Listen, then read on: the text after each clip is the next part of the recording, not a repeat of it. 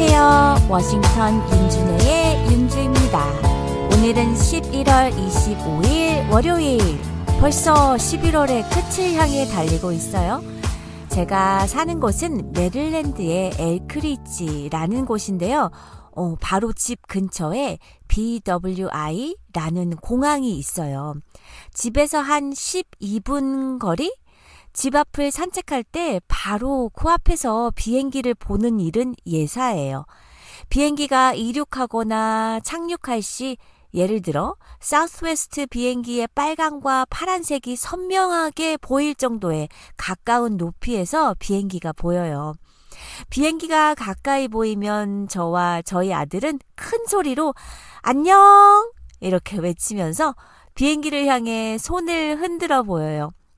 너무 가까워서 정말 비행기 안에 사람들이 제가 보일 것 같아서요. 마치 누군가가 우리에게도 손을 흔들어주고 있다는 기분이 들거든요.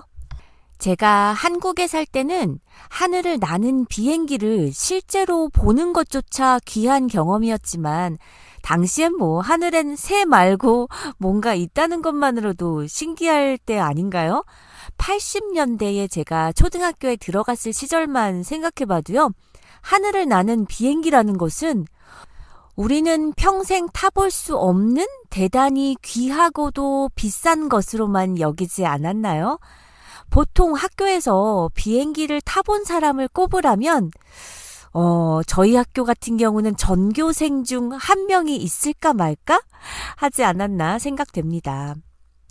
청취자 여러분, 안녕하십니까? 워싱턴 윤준혜는 귀한 청취자분들의 탑승을 진심으로 환영합니다. 이 비행기는 청취자분들과 즐거움에서 출발하여 목적지인 행복으로 가는 미국 워싱턴 편입니다. 목적지 행복까지의 비행시간은 30분이며 윤준혜는 청취자분들께서 즐겁고 편안하게 여행하실 수 있도록 정성을 다하겠습니다. 여러분의 여행길을 미국 워싱턴 편과 함께 해주셔서 대단히 감사합니다. 워싱턴 윤준혜의 8번째 여행을 위해 지금 이륙합니다.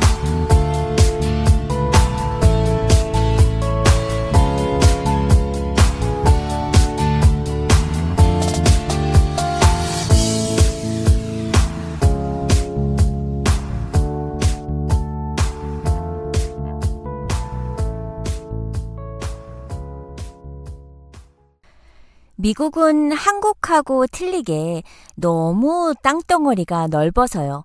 여기 미국에서 비행기는 수시로 타야 하는 교통수단이에요. 가족, 친인척, 친구 등 타주에 살기도 해서 1년에 한두 번이라도 만나기 위해 비행기를 타고 대학을 타주에서 다니는 학생들은 방학 때 비행기를 타고 가족의 품으로 돌아오죠. 저는 대학 1, 2학년을 플로리다 마이애미에서 다녔는데요. 당시 땡스기빙 브레이크나 봄방학, 여름방학 등에는 1년에 서너 번은 비행기를 타고 집인 메릴랜드로 돌아왔었어요. 그리고 비즈니스 트립을 타주로 가야 할 때도 비행기를 많이 타죠. 한국도 요새는 국내선 항공사들이 많이 늘었더라고요. 저는 여전히 한국에는 대한항공과 아시아나 항공만 있는 줄 알았는데 제주공항, 에어서울, 에어부산, 이스타항공 등 검색해보고 깜짝 놀랐어요. 미국도 워낙 여러 항공사들이 있지만 아무래도 마일리지 적립 때문에 한 번 이용한 곳에서 특별히 나쁜 경험이 없었다면 매번 같은 곳을, 같은 항공사를 이용하게 되죠. 미국에서 사람들이 가장 선호하는 항공사는 1위가 바로 델타예요. 그리고 상위권에는 jetblue, 에어라인, 알래스카 에어라인, 사우스웨스트, 또 유나이티드 에어, 아메리칸 에어라인 등이 있는데요. 매번 순위가 바뀌더라고요. 근데 델타는 몇 년 동안 늘 탑을 지키고 있어요. 저도 항상 델타와 사우스웨스트를 이용하는 편인데요. 저는 어떠한 서비스보다 이용이 편리한 게 더 좋더라고요. 예를 들어서 조지아 아틀란타에 살 때 델타의 본사가 조지아 아틀란타에 있었던 것만큼 아틀란타의 공항에 가면요. 게이트가 사우스와 노스로 나뉘는데 사우스 게이트 전체가 델타였었어요. 그러니 얼마나 여러 가지 편리시설이 많았겠어요. 커스터머 서비스 부스도 엄청 크고 일하는 직원도 많아서 도움을 요청할 직원을 찾으려고 두리번 할 필요 없이 쉽게 어떠한 도움도 받을 수가 있었거든요. 한 번은 캘리포니아를 갔다가 아틀란타 집으로 돌아왔어요. 배게지 클레임에서 수화물을 찾아서 바로 집으로 출발을 했죠. 한 10분 정도 프리웨이를 열심히 달리고 있는데 공항에서 전화가 온 거예요. 가방이 바뀌었으니 빨리 돌아오라고 공항 직원이 전화를 한 거죠. 저는 내가 내 가방을 못 알아보겠냐. 일단 전화를 끊고 저는 차를 갓길에 세우고 트렁크에 가방을 열어봤는데 띠용 눈을 비비고 다시 봤답니다. 어쩜 저의 가방 색깔과 브랜드와 흠집이 있었던 부분까지 쌍둥이처럼 똑같았어요. 어떻게 그럴 수가 있죠? 네임택을 확인 안 한 제가 잘못이었죠 뭐. 이 가방을 가지고 집까지 갔었더라면 이라는 생각에 아찔했답니다. 공항에서 집까지는 1시간 거리였거든요. 1시간 열심히 달려 집에 도착해 피곤한 몸으로 가방을 짠 열었는데 헐 이게 뭐야 이런 상황이 될 뻔한 거죠. 바로 차를 돌려 공항으로 돌아가서 이 가방의 주인과 교환을 했어요. 어찌나 미안하던지요. 그 상대방 사람도 처음엔 본인 가방인 줄 알고 주차장까지 갔다가 차에 실으면서 네임택이 눈에 들어온 후에 오잉 이게 뭐야 해서 바로 공항으로 돌아가 커스터머 서비스 직원에게 리포트를 한 거였어요. 보통 승객들이 배게지 클레임에서 가방을 픽업하면 일사천리로 공항을 빠져나가니 최대한 신속하게 손님에게 연락을 취한다고 하더라고요. 덕분에 저도 10분 정도만 달렸다가 다시 돌아올 수 있었던 거죠. 아마도 그때부터 제가 델타 항공을 아주 신뢰하고 좋아했던 것 같아요. 청취자 여러분, 수화물 픽업 시에 이건 딱 내 거야 라고 확신하셔도 꼭 이름택 확인하세요. 그리고 제가 사우스웨스트 항공을 좋아하는 이유는 사우스웨스트는 티켓이 저렴하게 나오는 경우가 많고요. 또 제가 사는 곳에 BWI 공항에도 사우스웨스트 항공사가 제일 크게 차지하고 있기 때문에 편리시설들이 좀 있어요. 또 요샌 수화물 보내는 값이 항공사마다 틀리긴 하지만 가방 하나에 25불의 수수료를 받는가 하면요. 스피릿 항공 같은 경우는 사이즈에 따라 50불의 수수료도 받고 있거든요. 반면 사우스웨스트는 보내는 가방 2개까지는 공짜예요. 그래서 항상 고객 평가에서도 수화물 수수료에 대한 고객 만족도가 아주 크죠. 청취자 여러분, 혹시 이번 주 미국에 어떤 명절이 있는 줄 아세요? 미국은 이번 주 목요일이 미국의 아주 큰 명절 땡스기빙 데이예요. 추수감사절이라고 불리우는 크리스마스만큼이나 모든 사람들이 셀러브레이트 하는 날이거든요. 학교도 회사도 수요일부터 쉬는 경우가 많아요.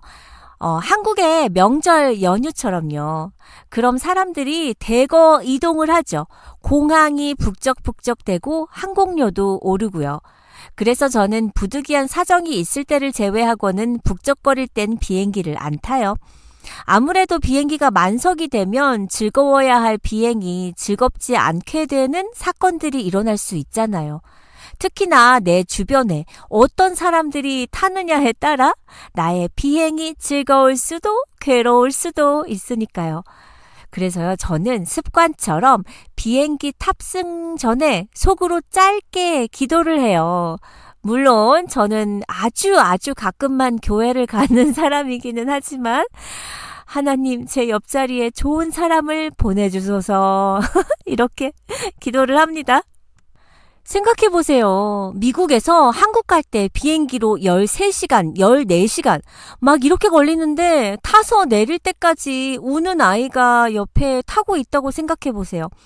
저는 예전에 쉬지 않고 저에게 말 시키는 사람 만나서 아주 고생한 적이 있었거든요. 아니 이건 좀 잠 좀 잘라치면 옆에서 말 시키고 잠이 막 오는 듯 하면 팔을 톡톡 건드리면서 또 질문하고 아주 미쳐요. 어떤 땐 내 옆은 나와 마음이 맞는 누군가가 타게 돼서 가는 시간 동안 지루하지 않게 수다를 떨 수 있으면 좋겠다라는 기대를 하기도 하고요. 청취자분들은 기억에 남는 비행기 진상이 있으셨나요? 미국의 온라인 여행사 엑스페디아에서 성인 1000명을 대상으로 비행기 꼴불견 설문조사를 한 적이 있었는데요. 응답자의 61%가 꼽은 비행기 내 꼴불견 1위는 뒤에서 좌석을 발로 차는 승객으로 조사됐어요. 뒤에서 발로 계속 차는 거 진짜 신경 거슬리고 짜증나죠. 근데 발로 찬다는 건 뒤에 어린아이가 탔을 때만 하는 짓이죠? 다 큰 어른이 계속 발로 등받이를 차는 일은 없을 테니까요. 그런 경우 부모가 주의를 주고 못하게 해야 하는데 주의를 주는 둥 마는 둥 신경을 안 쓰는 듯하고 아이는 계속 발로 차는 행동을 한다면 빈자리가 있다면 얼른 옮겨야겠죠? 2위는 떠들고 장난을 치는 아이들에게 무관심한 부모가 올랐는데요. 결국은 뒤에서 좌석을 발로 차는 아이와 그에게 무관심한 부모는 같은 한 통속이죠. 참 사이좋게 1, 2위를 차지했네요. 너무 궁금해요. 사람들이 피해를 받는 걸 알면서도 아무런 조치도 취하지 않는 그런 어른들의 심리요. 이어 목욕을 하지 않았거나 지나치게 향수를 발라 냄새나는 승객과 심하게 코를 골거나 잠결에 옆자리를 잡고 침범하는 승객이 공동 3위를 차지했네요. 완전 동감합니다. 4위에는 끊임없이 술을 마셔대는 승객, 또 귀찮을 정도로 말을 걸어오는 승객이 뒤를 이었어요. 이 밖에도 파자마만 입고 기내에서 활보하는 승객이나 여자친구와 진한 애정 표현을 하는 승객을 거론한 답변도 적지 않았어요. 그럼 공항에서의 가장 꼴불견인 승객은 어떤 사람일까요? 1위에 항공사나 공항 직원에게 무례하게 굴거나 규정을 지키지 않아 수속을 지연시키는 승객이 1위에 꼽혔고요. 이어 보딩타임에 늦어 기내의 모든 승객을 기다리게 하는 승객이 2위. 공항 의자에 누워 다른 사람을 앉지 못하게 방해하는 승객이 3위를 차지했습니다. 사람들에게 민폐 끼치는 사람들 어디 가나 꼭 있어요. 저는요, 여러 사람들이 있는 공항을 좋아해요. 사람 구경하는 거 재밌지 않나요? 이쁘고 멋있는 사람도 많고, 인상 찌푸리게 하는 사람도 있고, 눈에 확 띄는 사람도 있고, 별의별 사람들이 다 있는데, 저에겐 절대 잊을 수 없고 너무 아쉬웠던 사람, 그 사람에 관한 추억이 있어요. 때는 제가 대학을 다니던 플로리다에서 대학교를 다니던 시절입니다. 학교를 다니고 있을 때 여름방학이 되어서 메릴랜드인 집에 오기 위해 공항을 갔어요. 수속을 맞춘 뒤 제가 당시 즐겨하던 퍼즐책을 펴고 퍼즐을 하고 있었죠.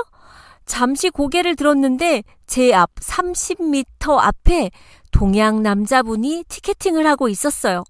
짧은 스포츠 머리에 나시에 후드 자켓을 걸치고 무릎까지 내려오는 편안한 반바지 차림을 한 남자분은 20대 중반 정도로 보였어요. 배낭 같아 보이는 백팩이 어쩜 그분한테 그렇게 잘 어울리고 스포티하게 멋있어 보이던지 순간 가슴이 콩닥콩닥 주체가 안 되는 거예요. 아는 사람이었냐고요?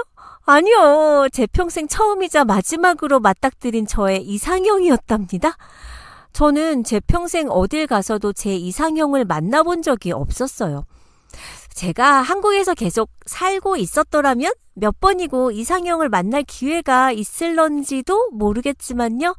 전 미국에서 30년을 넘게 살았으니 확률적으로 동양인 이상형을 만나긴 어려워요. 미국에서는 그때 이후로는 단 한 번도 이상형을 만난 적이 없었답니다. 그렇다고 제가 특별히 잘생긴 외모를 이상형으로 꼽는 것도 아니에요. 제 이상형은 쌍꺼풀이 없는 무쌍에 피부가 까무잡잡해야 돼요. 키는 180 이상이고 전체적으로 봤을 때 못생겨도 날렵해 보이는 이미지? 그런 이미지가 저의 이상형입니다.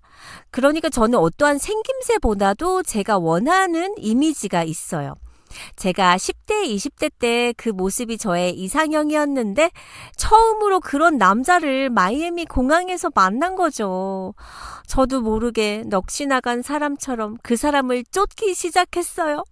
기회를 잡아 말이라도 시켜보려고 어떤 용기에서인지 열심히 쫓아가는데 날렵해 보이는 그분 너무 빠르더라고요. 설마 제가 따라가는 걸 알았을까요? 한 10분 정도 쫓아갔을까? 거리가 좁혀지기는커녕 거리는 점점 멀어졌고 그분이 티켓팅을 끝내고 게이트로 직진할 무렵 시간을 보니 저의 비행기 탑승 시간은 얼마 남지 않았고 제가 가야 할 게이트에서 반대 방향으로 멀리도 와 있더라고요. 일단 뛰기 시작해서 비행기는 놓치지 않고 탔지만 어른이 되어서도 가끔 생각이 나요. 아, 이름이라도 물어볼 걸. 30m 앞에 발견했을 때 따라가면서 이미 Excuse me, excuse me 연발했어야 했어. 이 세상 어딘가에서 잘 살고 계시겠죠? 청취자분들은 비행기 잘 타세요? 무섭지 않으세요? 제 친구 중에 비행기를 못 타는 친구가 하나 있어요. 웬만한 장거리는 차로 다 이동해요. 비행기를 타는 순간부터 심장이 두근거리다 못해 터질 것 같아서 온갖 스트레스가 몰려오는데 그로 인해 병원 치료, 약물 치료 다 해봤는데 약간의 호전은 되었지만 그냥 안 타면 되지. 왜 내가 이렇게 스트레스를 받아야 하지? 라는 생각이 드는 순간부터는 일절 비행기를 안 타고 있어요. 탈 일을 만들지 않는 거죠. 해외는 못 가지만 본인은 괜찮대요. 근데 저도 터널을 못 들어가는 터널 공포증이 있어서 친구 마음을 100번 이해해요. 저도 일종의 공황장애인데 터널을 극도로 두려워하는 공포증이거든요. 요샌 무슨 공포증 공포증 그 종류도 참 많죠. 비행기 공포증 때문에 장거리 여행을 포기하는 사람들이 무려 10% 정도나 된다고 합니다. 제가 터널 공포증 치료를 할 때 배운 건데요. 가장 중요한 건 자신이 정확히 무엇을 두려워하는지 파악하는 것이라고 합니다. 저 같은 경우 터널에 들어갈 때 폐쇄된 느낌이 두려운 건지 어두움이 두려운 건지 그걸 먼저 파악하라고 의사 선생님이 그러셨거든요. 비행기 탑승도 두려워하는 이유는 다양하겠죠? 비행기도 어떻게 보면 비행 시간 동안에는 비행기라는 공간 안에 갇히는 거잖아요. 좁은 공간에 갇히는 것 자체가 무서운 폐쇄 공포증이 원인일 수 있고요. 또 비행기는 높이 올라가죠? 조금만 높아도 공포일 수 있는 고소공포증이 원인일 수도 있어요. 또 어떠한 사고로 인한 트라우마가 있을 수도 있고요. 비행기 사고가 나는 것이 두려운 것이죠. 아무래도 비행기는 사고가 나면 생존 확률이 너무 적으니까요. 공황장애를 경험했던 환자는 비행기 내에서 공황장애를 또다시 경험할까봐 무서울 수 있어요. 자신이 무엇을 두려워하는지 정확히 알아야 다음 대책을 세울 수 있습니다. 무엇이 두려운지를 파악했다면 그 다음은 나의 공포가 얼마나 바보 같은 것인가를 한번 생각해 보는 거예요. 바보 같은 건 아니죠. 나의 공포가 얼마나 비합리적인지를 생각해 보는 거예요. 비행기 사고를 과도하게 걱정하고 있다면 비행기가 얼마나 안전한 교통수단인지 인식하는 시기죠. 실제로 항공기 사고 확률은 1100만 분의 1이래요. 실제 비행기는 현존하는 교통수단 중 가장 안전하다고 합니다.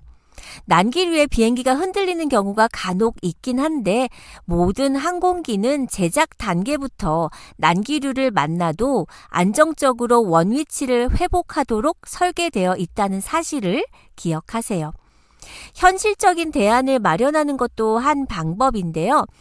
예를 들어 비행기에 탑승한 후에 미리 스튜어디스에게 자신의 상황을 알리고 혹시나 어느 증상이 나타났을 때 대처법을 미리 알려주시면 마음이 훨씬 덜 불안할 거예요.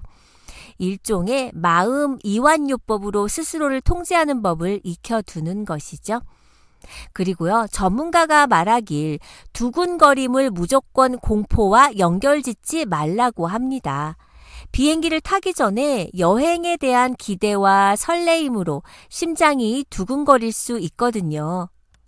하지만 평소 비행 공포증이 있던 사람은 이를 공포증이 시작됐다 라고 여기는 경우가 많다고 하네요. 새로운 것을 앞두고 우리 모두는 설레이잖아요. 새로운 상황에 맞닥뜨리거나 새로운 곳이거나 할 때 심장이 두근거리는 건 자연스러운 일입니다. 이것을 마치 재앙의 시작, 공포 상황의 시작으로 여기는 사람이 있는데 이는 실제로 뇌에서 공포를 느끼게 하는 호르몬 분비를 촉진해 공포증으로 이어지게 할 수 있다고 하니 두근거린다고 해서 무조건 공포로 인한 것이라는 생각은 하지 마세요. 어느 전문가 칼럼에서 읽은 내용인데요. 비행 전엔 과식하지 말고 공포감을 느끼면 무릎을 탁 치라 라고 합니다. 일단 비행기 안에서 혹은 비행기를 타기 전에 과식하지 않는 게 좋다는데 과식으로 인해 소화가 안 되면 멀미가 날 수 있겠죠. 이는 교감신경계를 흥분시켜 공포감을 극대화할 수 있다고 합니다. 뇌를 각성시키는 카페인 성분이 든 콜라나 알코올, 커피도 피하는 게 좋고요. 공포감이 느껴지면 호흡수를 줄이는 이완요법을 시도하는데요. 호흡수를 줄이는 것만으로도 교감신경이 안정되면서 공포감이 잦아들 수 있다는 거예요. 들숨과 날숨의 1대2의 비율로 시도를 하는데 자, 이렇게요.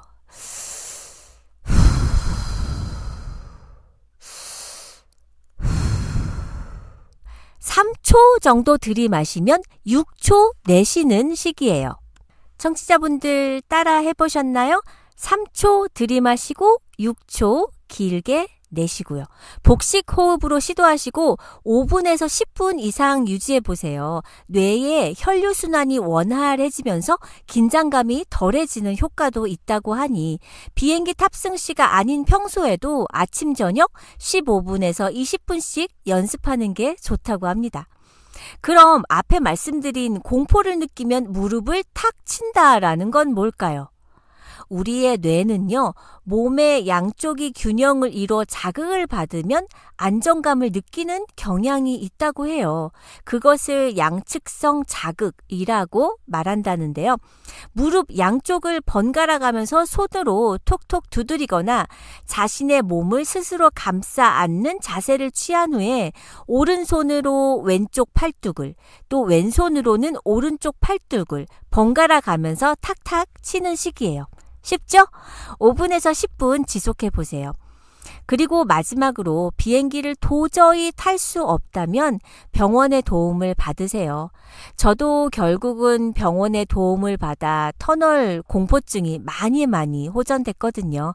비행 공포증은 완치하는데 한두 달 정도의 짧은 시간이 소요된다고 합니다. 인지행동치료나 상담치료 등이 진행이 되는데 비행이 얼마 안 남은 상황에서는 안정제를 처방받는 것도 한 방법이라고 합니다. 제가 재미있는 얘기 하나 해드릴게요. 제가 친한 언니의 지인분이 대한항공 직원으로 한국 공항에서 티켓팅을 하는 일을 하세요. 벌써 한 15년 전의 일인데요. 항공사에 취직한 지 얼마 안 되는 신입 시절에 겪은 일이시래요. 남자 탑승객이 티켓팅을 하기 위해 항공사 직원분께 여권을 건넸죠. 탑승객의 여권을 확인하자마자 직원분은 웃음이 나오는 걸 간신히 참으며 말을 이어갔다고 합니다. 홍삼씨, 가방에 위험한 물건은 없으시죠? 홍삼씨, 탑승 시간은 2시 30분입니다. 홍삼씨, 게이트는 오른쪽입니다. 이렇게 홍삼이라는 이름 때문에 웃음을 참으며 체크인을 마쳤는데 그 남자 탑승객의 얼굴이 빨개지면서 직원분을 노려보시더랍니다. 그러더니 하는 말이 저 샘 홍입니다. 그리고는 재빨리 뒤돌아와서 게이트를 향해 걸어가셨다고 해요. 그때서야 직원분은 아차 싶은 생각에 본인의 실수가 너무 창피했다고. 청취자분들 아시죠? 여권에는 last name, 그러니까 나의 성이 먼저 온다는 걸 그 순간 직원분이 깜빡하신 거예요. 아마도 순간 눈에 들어온 알파벳이 홍삼이었기에 다른 생각을 못하신 거 아닐까요? 제가 생각해도 홍삼과 샘 홍은 하늘과 땅 차이거든요. 그 남자 승객분은 얼마나 화가 났었을까요? 아, 정말 재밌었어요. 제가 위에서 공항 직원분이 탑승객한테 물어본 질문 중에 가방에 위험한 물건 없으시죠? 라고 물어봤잖아요. 그 질문을 들어보니 생각나는 일이 있어요. 90년대에 저희 아빠가 한국을 가셨다가 당시 제일 유행하던 장난감을 사가지고 오셨거든요. 그때 남동생이 한창 장난감을 좋아할 3학년이었어요. 아이들 장난감 중에 비비총이라는 거 기억하시죠? 요새도 있나요? 있겠죠? 그 따다다다다 하는 따발총같이 긴 장총에 비비탄 총알이 쥐똥처럼 작은데 사람한테 쏘면 아플 정도로 파워가 있어요. 그래서 아마 어린이들에게 더 인기가 있었을 거예요. 아빠가 그 총을 사서 검색대를 통과하시는데 갑자기 삐삐 경보음과 함께 검색대 화면에 적나라한 총의 실루엣이 뜨더라는 겁니다. 순간 아빠는 얼마나 당황을 하셨겠어요. 영어도 못하시는데. 그러더니 해병대 같은 군인 여러 명이 아빠를 포위하고는 그대로 잡혀가셔서 3시간 동안 조사를 받고 나온 적이 있으셨죠. 그 후 저희 부모님은 한국 갔다 오실 때 절대 장난감은 다시는 사오지 않으셨어요. 그래도 요샌 인터넷을 검색하면 수화물에 가져갈 수 있는 물건, 안 되는 물건, 음식도 종류별로 다 나오잖아요. 그런데 어차피 요샌 미국에 한국 물건 없는 것 없고 한국에도 미국 물건 쉽게 구입할 수 있는 세상이니 미국에서 고국 방문한다고 바리바리 싸들고 가진 않아요. 저는요, 저희 첫째 임신했을 때 비행기 타는 문제로 시어머니하고 다툰 적이 있었어요. 저는 집이 메릴랜드이고 시댁은 캘리포니아예요. 미국 지도를 보시면 아시겠지만 메릴랜드는 뉴욕 밑에 미국의 동부 끝이고요. 캘리포니아는 동부의 반대쪽 서부 끝이에요.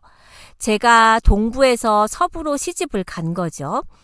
때문에 1년에 한 번 정도는 꼭 가족들을 만나러 또 친구들을 볼 겸 메릴랜드를 방문했는데 임신했다고 비행기를 타지 말라는 시어머니의 말씀에 정말 황당했던 기억이 납니다.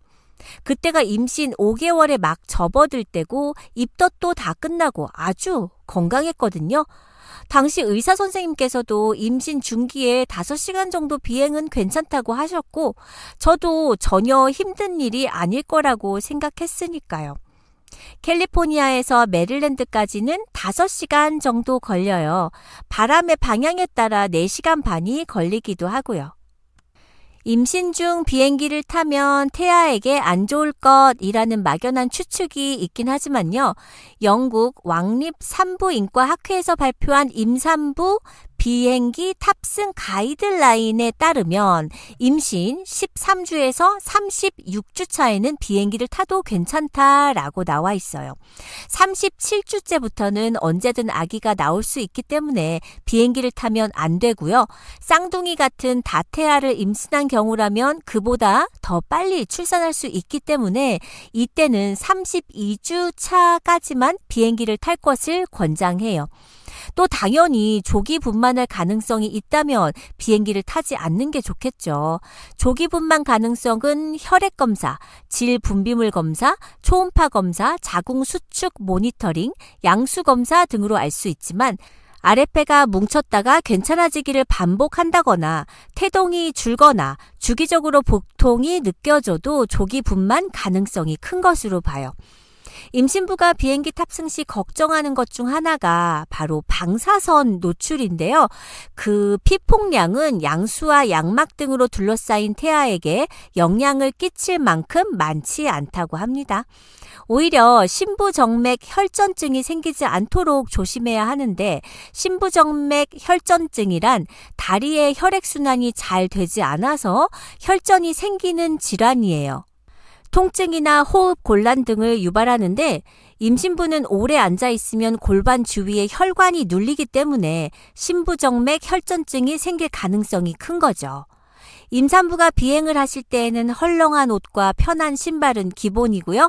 창가 쪽 말고 아일 쪽, 그러니까 복도 쪽으로 앉으셔서 자주 한 30분에 한 번씩 일어나서 왔다 갔다 걸어 다니시면 좋아요.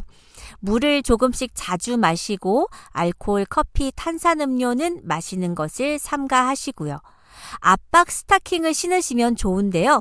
이유는 압박 스타킹이 부종을 막고 혈액이 뭉치는 것을 막는 데 도움을 주거든요. 중증 빈혈이 있거나 질출혈을 겪었거나 호흡기, 순환기 문제가 있는 임산부라면 임신 기간에 상관없이 비행기를 탈 수 없습니다. 지금 방송을 청취하시는 임신부가 있으시다면 임신을 하셨는데 앞으로 비행기를 타실 계획이시라면 참고하시길 바랍니다. 청취자 여러분, 오늘 워싱턴 윤준혜와 비행 즐거우셨나요? 이제 착륙할 시간입니다. 이번 한 주도 화이팅 하시고요. 행복하세요. 다음 시간에 만나요.